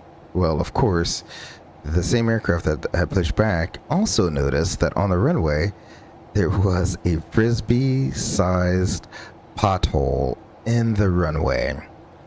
And I was like, you've got to be kidding me. And then that's when things started coming together. I guarantee you on landing or while on rollout, the 757 must have hit that pothole, popped something on one of the hydraulic lines, and while they were sitting on the taxiway waiting for the gate to open up, it was just enough time for them to lose enough hydraulic fluid for them to get an ICAS message to let them know that they've lost hydraulic fluid. So all of that kind of clicked when they said there was a pothole on the runway. We're through 18,000 feet. Let's go ahead and get our lights on. Yep, and you. Beautiful. And run a descent checklist. Altimeters. Let's go ahead and do that. It's 3015. 3015. Approach preparation is completed. Pressurization is checked. Terrain displays selected. Lights set. Descent checklist is complete. Standing by for the before landing checklist. So with that said, the controller heat. So the aircraft let the air traffic controller know. The air traffic controller had to shut down the runway. Obviously, ops had to go out and inspect the runway, and sure enough, they found a pothole on the runway, which shut down the airport. And it was shut down for over 2 hours, I think it was. It was over 2 hours. I think it was closer to 3 hours that it was shut down. And so, with that, we were out of duty day. That was it. There's no more duty day to be had. So we ended up timing out in St. Thomas, unscheduled overnight. It wasn't like a long overnight. Obviously, they just wanted to make it as short as possible, get you right back out. But yeah, and I think it was four different crews, all from different airlines, that end up timing out and having an overnight there. All the flights that were inbound, I think, ended up diverting to San Juan because you literally can't divert anywhere else, because you have to divert. St. Thomas is a U.S. territory, so you have to divert somewhere that's a U.S. territory. So that was a very, very interesting thing. Apparently, it happens a lot down there, where they get potholes all the time, and they already kind of know what the time to repair is on those. It's kind of a funny thing that that it happens enough time, or it has happened enough times where they know exactly what to do and how long it's gonna take. Wow, not a good place for a hole like that. Crazy that rate. That's what I'm saying. I would never expect a pothole on the runway, but apparently it happens. Most of the islands you fly to, they don't have the best runways to begin with. So, having a pothole on the runway definitely doesn't help. But I mean, would you even notice it? I mean, the runways aren't in the best condition. So would you have noticed it to begin with? If you didn't see it, would you have known you had gone over a pothole? I don't think so. I really don't think that you would have known that you went over one, just because how bad the runways typically are down there. I forgot the airport elevation is slightly different. We got to do our chime a little bit higher than normal before we do our 10,000 foot thing. Let's see. Flight attendants, prepare for landing. There we go. Absolutely beautiful. Let's go ahead and start recording. Hopefully this doesn't crash the sim. It says it's recording. The sim is going.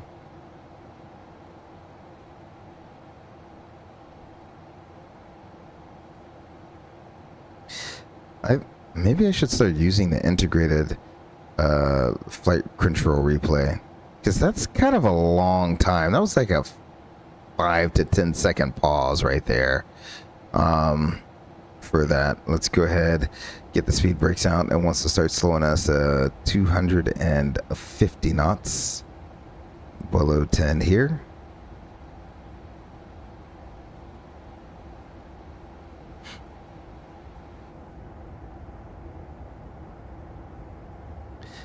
Man, full speed brakes does not look like full speed brakes. I'm really surprised I haven't gotten many messages about need more drag or anything like that on this. 2 legs. Beautiful. Go ahead and put you down, and the auto definitely doesn't work. I don't think, obviously, it can sense real or fake sun. There we go. That should be more appropriate to what I need.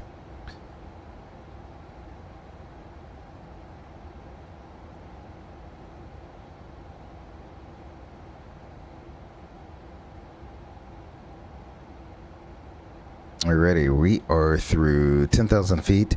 Before landing checklist, approach brief completed, seatbelts on, PA completed, recall is checked, auto brakes as required, HUD set, radios and displays set and cross-checked.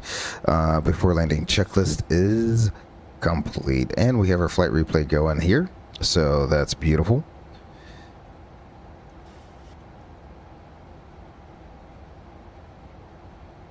I'll probably go ahead and switch over to the Boise CTAF.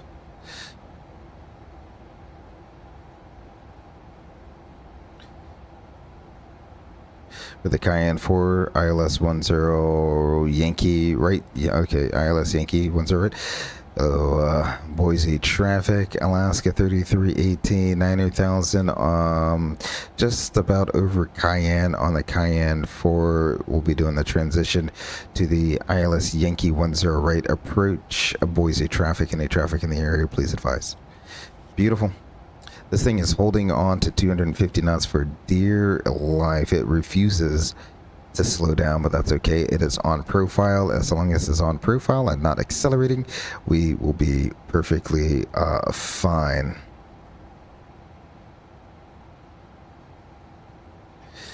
Still have my engine anti-ice on. Beautiful.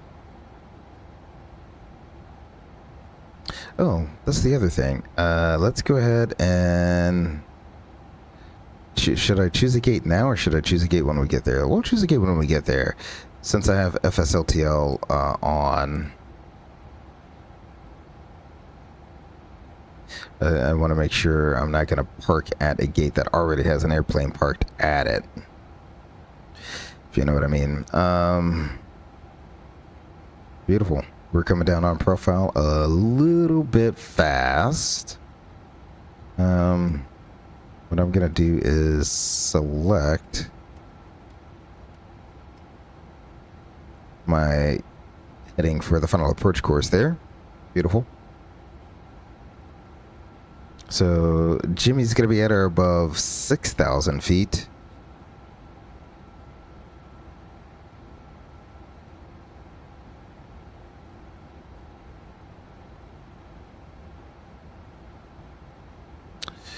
Once we level off at 6, I'll probably begin a speed reduction to like 210 knots.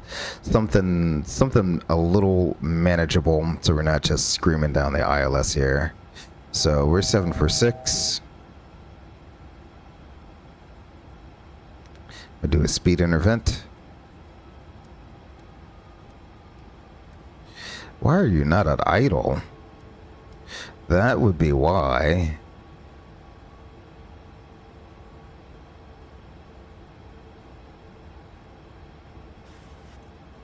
Let me continue to level off here. And then I'm going to hit the approach. Second command.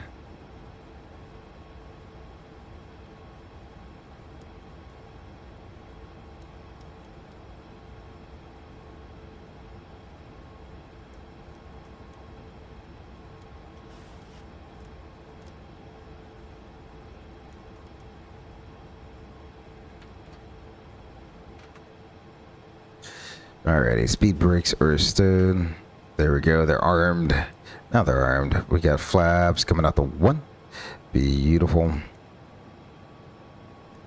About 10 miles out. We'll go ahead and slow it up to 170 knots. Always a beautiful place to be, 170 knots. And flaps, what, 10, 5, something like that. So we'll go ahead and go flaps 5. Low capture.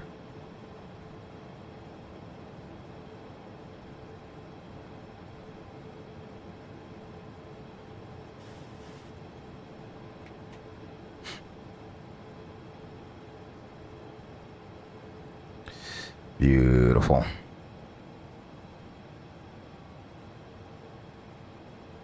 Bring this all the way into the 5-mile range.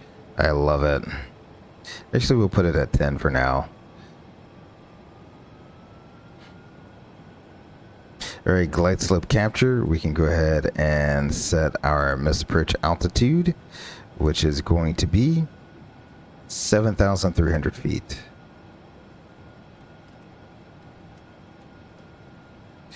Beautiful.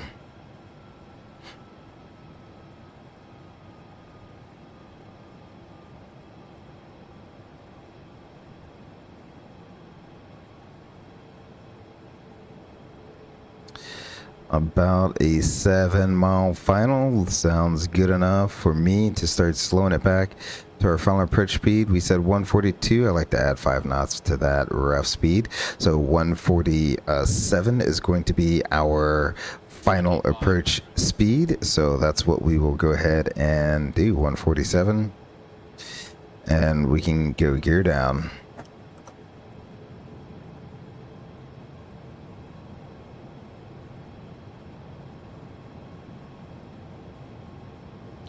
Flaps 15.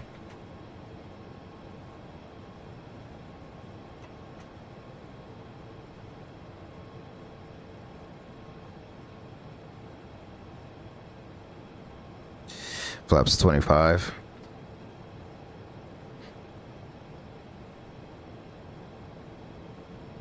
Flaps 30. And then lastly, flaps 40. Below the line. Speed brakes armed. Green light. Gear down at 3 green. Flaps 40 green light. Before landing checklist is complete. There we go. I'll turn the sim volume up and I will see you all on the ground. I'm gonna disconnect this and hand fly the rest of the way in. So we'll go autopilot off, auto thrust. Let me match my thrust here. Beautiful. Somewhere around there. Alright. Autopilot off, auto thrust off. And as soon as I did that, the nose pitched up, which means this airplane wasn't trimmed off properly. A little below ref speed there. That's what, if you look on the left side of my little airplane Q, you got that rectangular bar on the left that's below the quote-unquote wing. It means you're a little slow. So I'll bump up my throttle just a tad bit there.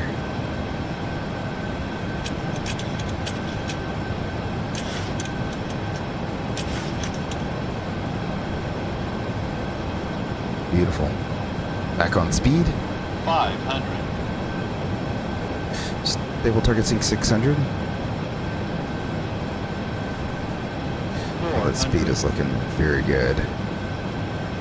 300. 200.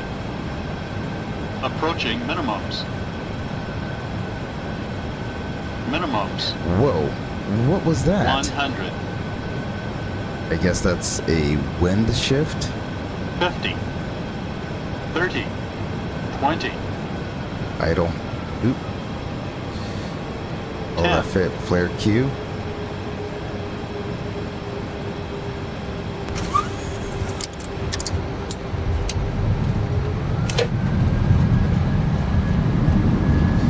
I think we had a wind update there at around 100 feet. There we go. Deployed. 80. 60. Manual braking. Kicking off the auto brakes there. I think that kicked off the auto brakes. I'm not too sure. Yeah, I'm pretty sure that did.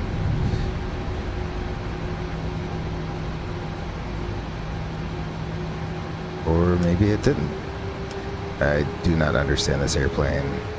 I think in the Boeings you have to match the pressure of the where the auto brakes are to kick them off. It's just without having the hardware to feel it, it just feels off. Alrighty, so we'll take this turn off here. Beautiful. We will taxi to the ramp. Let's go ahead and bring up our airport diagram. We will cross both runways here. Oh, this taxiway does not exist in real life. Beautiful. Delta, I guess, got moved slightly further down. That's okay.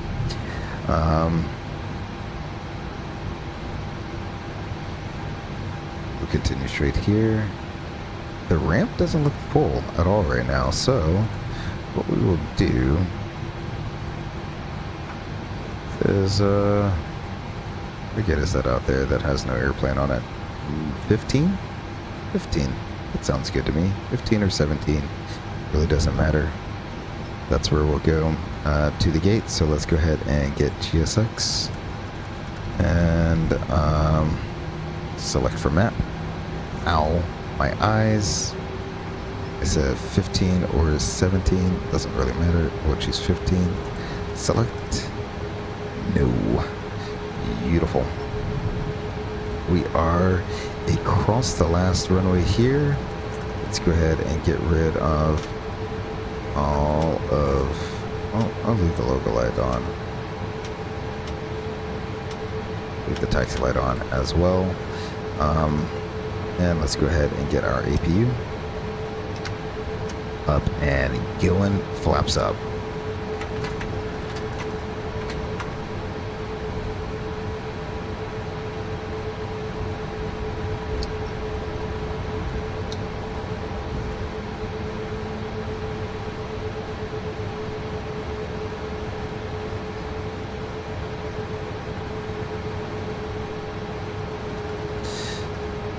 We'll bring this in volume back down to a more appropriate level there. Ladies and gentlemen, welcome to Boise, Idaho.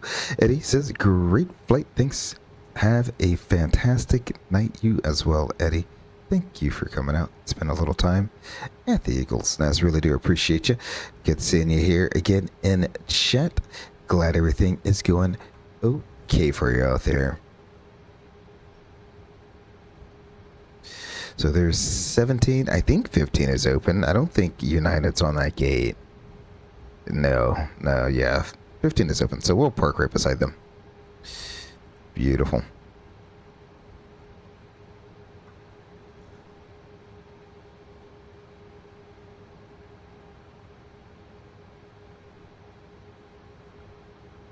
Let me go ahead and... Oh, ground vehicles are... That page is already up. Alrighty, so we can go ahead and get our seatbelt sign, or it's not seatbelt sign, but taxi off. APU is on buses. Beautiful. we go ahead and get that bleed air going as well. We have the dual bleed. I'm okay with that.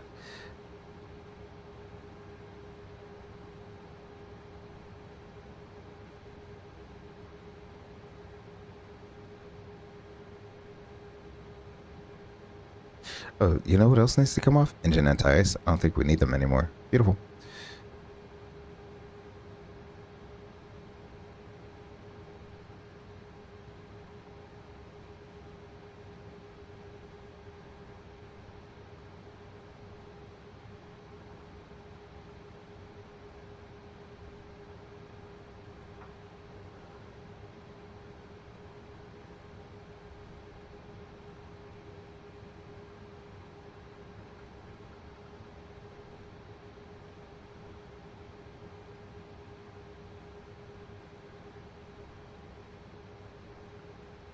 It's kind of nice because you can almost put the triangle on that HUD exactly where you want it to be, and that's pretty much your center line there.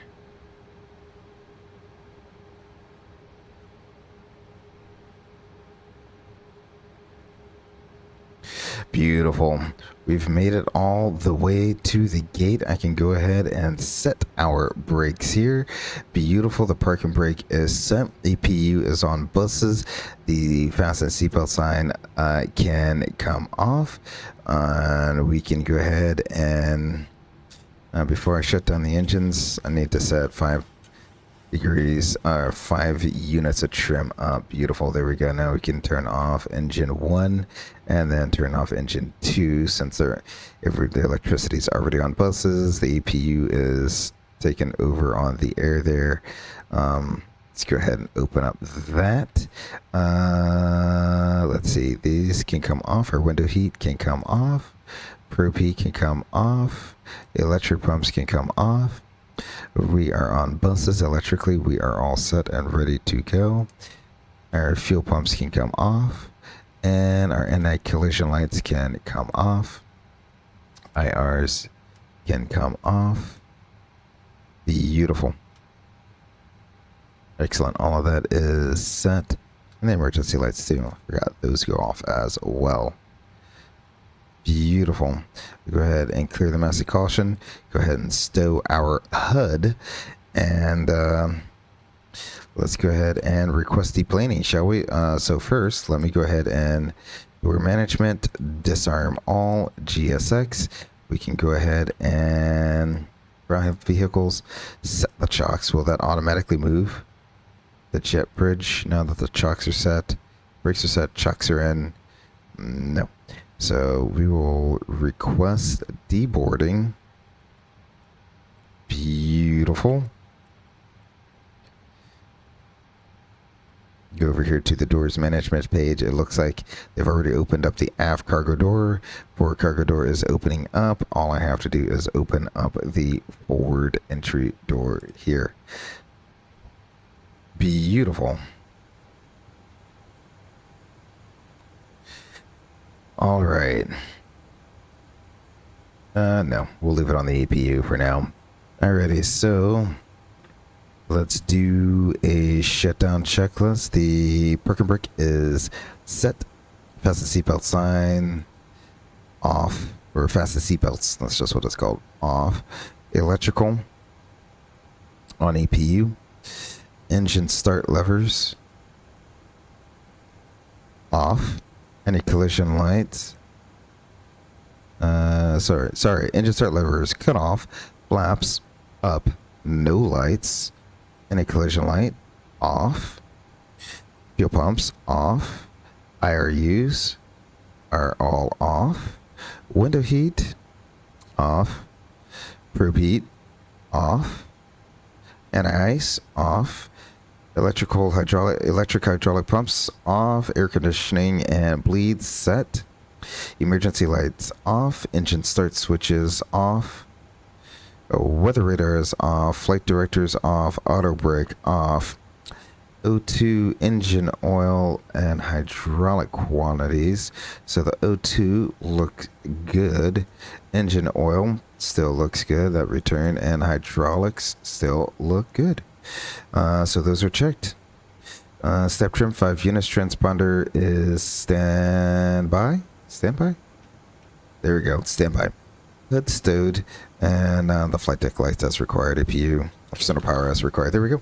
Shutdown checklist is complete, ladies and gentlemen. Welcome, welcome, welcome once again to Boise, Seattle. Let's go ahead and get our ground music started here. Excelente, excelente, excelente. We have our aircraft deplaning right now.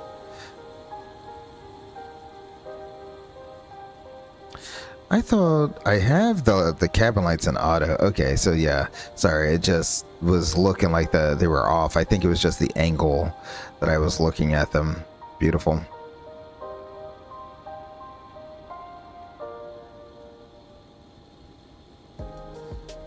Beautiful. Leave it with a shot right there. And we will thank VATSIM for their service and go ahead and disconnect from there. We can go ahead and close that out.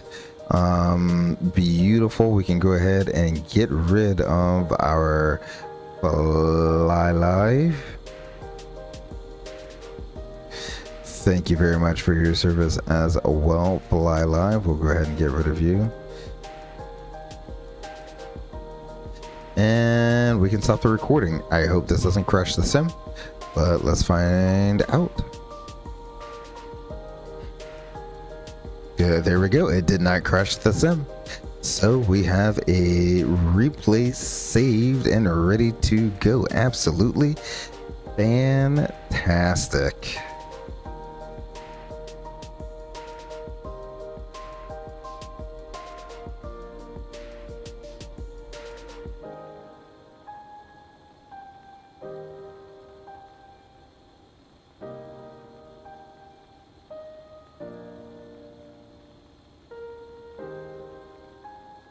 I'm just starting to like flying this airplane more and more. Maybe it's because I've been doing it for a month straight, or maybe it's just because I am starting to really enjoy flying an airplane that actually requires you to put in a little bit of thought to get it to work right. I don't know what it is about it, but definitely an enjoyable airplane to fly. Maybe the next flight I do, I won't use the HUD on takeoff or landing, because I mean on landing, especially if it's an ILS, that's just easy mode, watching that flare queue and figuring out what it is. But you know, if you follow that flare queue, you're always going to land. I mean, like on this one, we were just at the edge of the touchdown zone, because I think I brought the thrust to idle a little too late. I brought it to idle when it said to go to idle, not when I just felt like I should go to idle. So kind of led to a little bit of float there, and then I over flared the aircraft. So I'm trying to get that flare queue just right, but I think if I don't use the flight direct or the HUD, and I just set a pitch attitude, bring the thrust to idle, and let that airplane settle onto the runway, I think I'll nail it every single time. It seems to be a fairly consistent airplane to land, so that's something really, really, really, really good.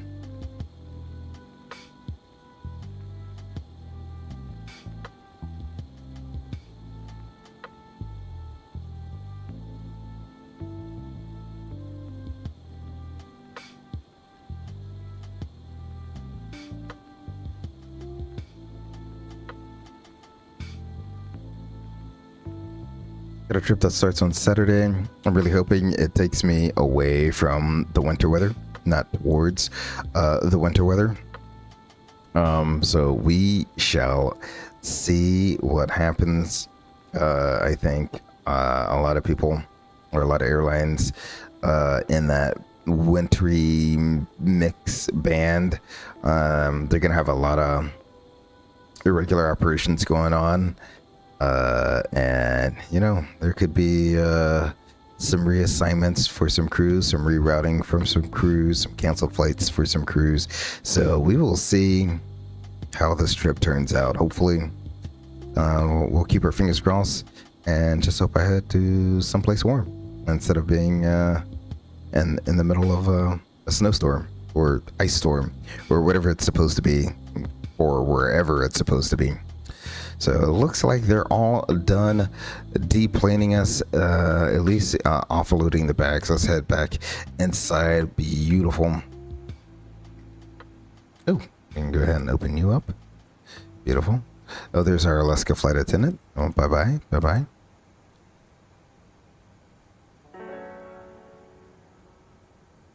Bye-bye. Bye-bye, yeah. Okay, so the automatic lights isn't bad. It's not that bad. It's better than coming and fidgeting with the lights yourself all the time. Are you the last person? Was that the last person? Mrs. Flight Attendant?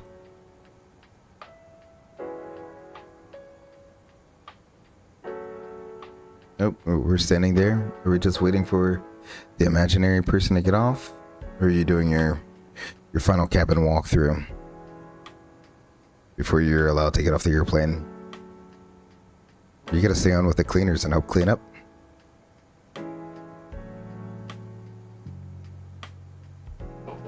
I don't see anyone getting off. Let's see. Let's go up to GSX and see if GSX says anything. 153 or 158. Okay, so yeah, there's a few passengers left. Is this a GSX glitch? Are we going to deboard everyone, or is this a glitch? Because if it's a glitch, I'm just gonna restart. Oh, there we go. They're gone. So I think we may have deplaned everyone. Deboarding completed. Beautiful. Alrighty. So let's go up here and let's activate the. I don't want to set any of that. Return. Return. FS actions? No. Setup. State load. Let's call it approach. Yeah, I think that's the one, right? Climb cruise. Final. Yeah, let's call it final. We'll execute that. Oh, that's interesting. That's like a Denalink free text thing. Alrighty. We'll go ahead and stow you again. I don't need you in the way at all. Beautiful. We'll wait for the engines to spool back up here. Don't know why it loads with that amount of fuel, but okay. Let's go ahead and, because I don't want to run out of fuel here. Menu. FS actions. Fuel. Let's call it 10,000 pounds of fuel. Excellent. Beautiful. That way we're not in the red. Alrighty, so engines are started. The speed brakes are armed. Yeah, I think they're armed. And we are all ready to go. Let's see. Yeah. Oh man, I love how that's a thing. Alrighty, let's go ahead and load this replay here, shall we?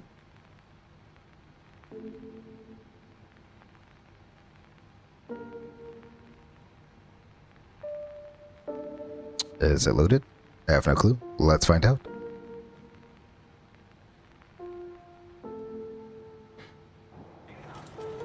Beautiful. Alrighty.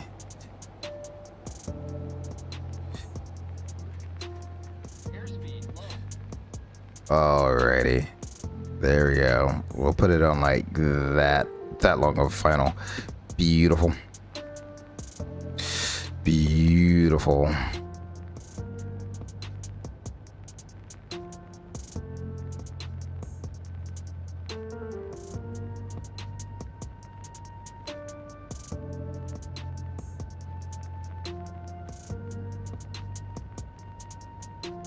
I really do like the improved night lighting. It just looks so much more realistic. My gosh.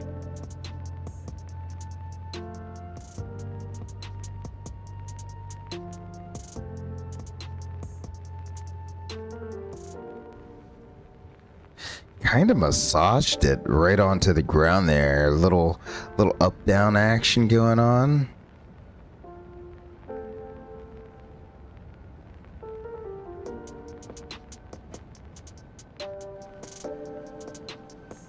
Oh wow, dude, oh my gosh. How realistic is that? Not only does it have all the little light sources, but the trees are actually blocking the light sources as well. Oh, that's absolutely amazing.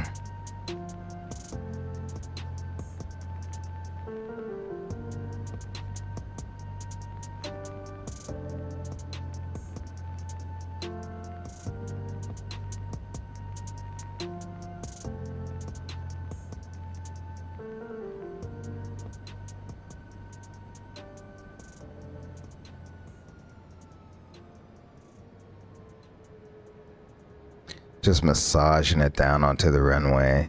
Little up down action all the way until we get that touchdown. Absolutely fantastic.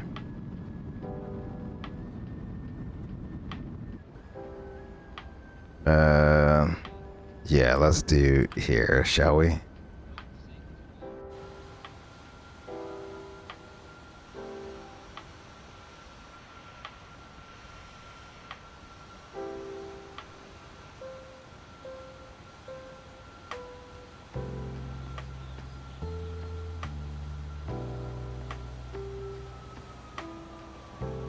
You see I kind of getting that little up, down, up, up, up, boom.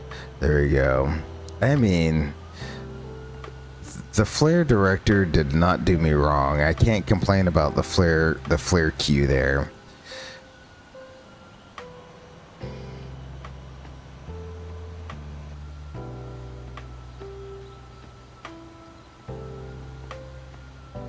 Uh-oh. I went too far. I broke it. I broke it.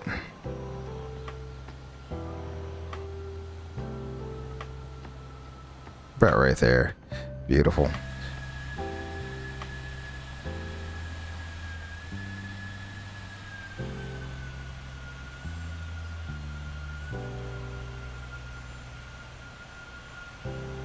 Alrighty. So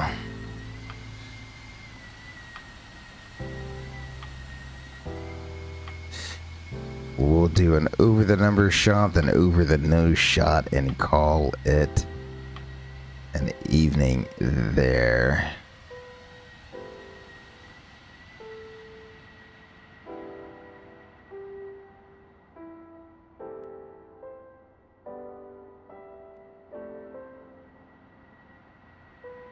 One gear, two gear, three gear.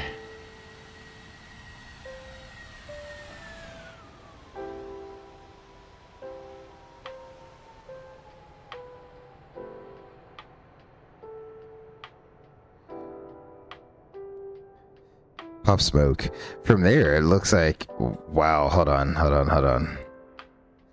I gotta see that from where the touchdown was. So touchdown was just about there. Let's go ahead and zoom this back to a normal zoom level. Oop, not too far. Oh, there we go. And this is what we'll do with the drone camera. That was literally like the very last foot of the touchdown zone where we touched down at. Can you see where the lights are? Where the lights are ending, that's pretty much where we touched down. Even then, no. Am I in the ground? Yeah. Look at there. Look at there. Well, I'm not even on the ground. No, I did float it out past the touchdown zone. Oh my. No one saw that. No one saw that. Did not float it down past the touchdown zone. Nope. Never happened. That never happened.